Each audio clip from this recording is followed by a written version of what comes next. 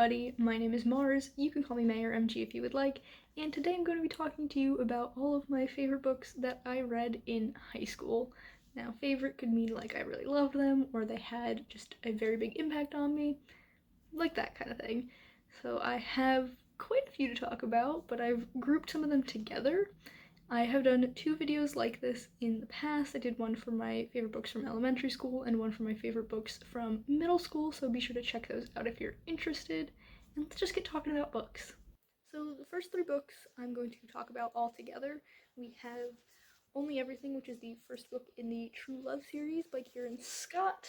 We have Shadowlands, which is the first book in the Shadowlands trilogy by Kate Bryan, which Kate Bryan and Kieran Scott are actually the same person. One's just a pen name.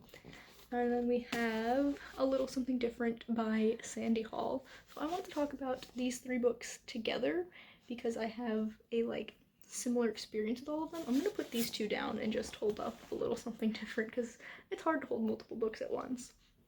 But anyway, I picked up all 3 of these books at different times, but in like the same way. So I was part of the creative writing club at my high school, and a few times we ended up meeting authors. There were like panels happening at the local library where you go talk to authors and get books signed and everything. So like all of these are signed.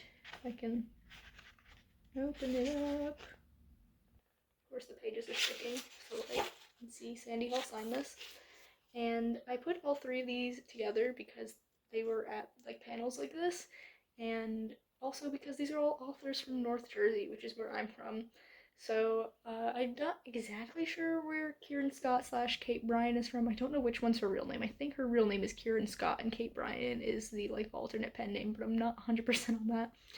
But she's from North Jersey, and then Sandy Hall is actually from the town that I grew up in, so that's like just so cool that I could meet someone who's from where I am from, who grew up similarly to how I did, and is a full-time author now. This is her first book, and she's written I think like 5 or 6 since then.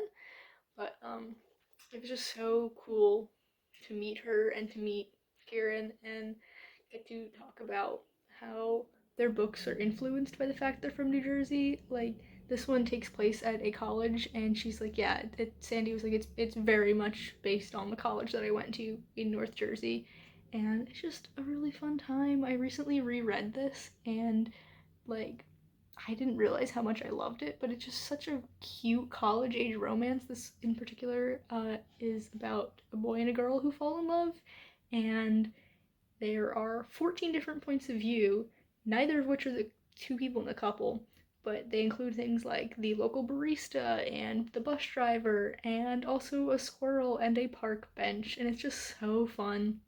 Then Only Everything is a Greek mythology retelling where Cupid, who's actually a female in this because heteronormativity, um, she goes to Earth to be a human because she was found out to be dating this god that her dad didn't approve of, and so she is being punished or like has to prove her love for him, something like that. I don't know. It's been a long time since I read these. They're not really anything I would pick up now, but they're very nostalgic for me, and so I'm keeping them and loving them forever. And then Shadowlands is a I don't want to like spoil. It's like a mystery kind of thriller. This girl is like stalked and attacked by her high school teacher, and so her family's put into witness protection because it turns out he's some like serial killer. And so they go to this like island off the coast of New Jersey, and I think it's called Juniper Landing. I don't know why I remember that.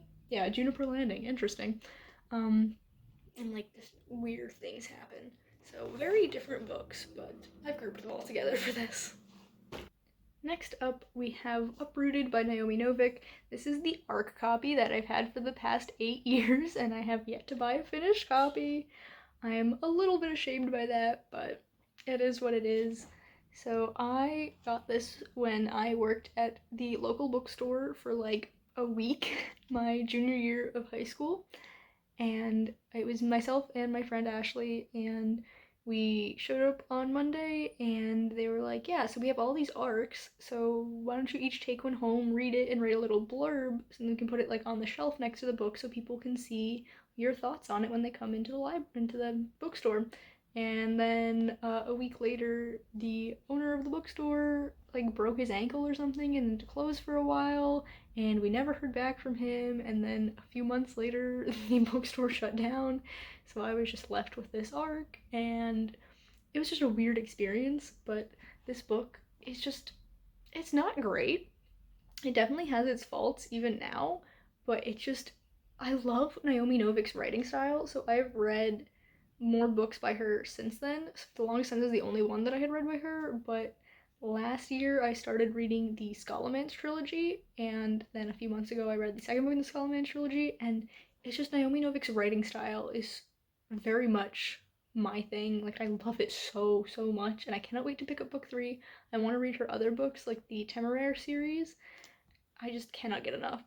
So this follows Agnieszka, is how I think it's pronounced, and she lives in this valley where this magical wood wants to do people harm and like encroaches on the land, and they have this wizard that lives in the valley with them. His name is the Dragon, and every 10 years he takes a girl to live with him in the tower. And the start of the book is this ceremony happening where he comes and he takes a girl. So you can guess where things go. I just really like this book, and I really want to get a finished copy. Next, I want to talk about A Midsummer Night's Dream by William Shakespeare, because high school is when I got into Shakespeare, and I still really love Shakespeare, and A Midsummer Night's Dream is my favorite play by him. I also do really like Twelfth Night and Hamlet, but Midsummer Night's Dream is number one for me. It's just so fun and weird, and I don't have a whole lot to say. Y'all know who Shakespeare is. It's just that high school is when I got into Shakespeare, so had to put him on the list. And the last book I'm going to talk about is The Popularity Project by Jody Zhang. And the reason I'm putting this on the list is because this was my first taste of self published books. This was a book that I won in a Goodreads giveaway in 2015, and I didn't know that you could really self publish books at that point. Like, I'd heard of it, but I thought it was like very rare and everything. I didn't realize that like literally anyone could do it. And honestly, there's a car going by. I want to keep going. This might have been the reason why I started looking into self publishing for myself, because I realized I liked the control that you could have with self publishing.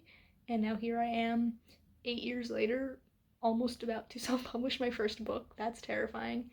But yeah, this is just a cute, fun little story about a girl who goes to high school, and she's got this like senior project where she has to like become popular.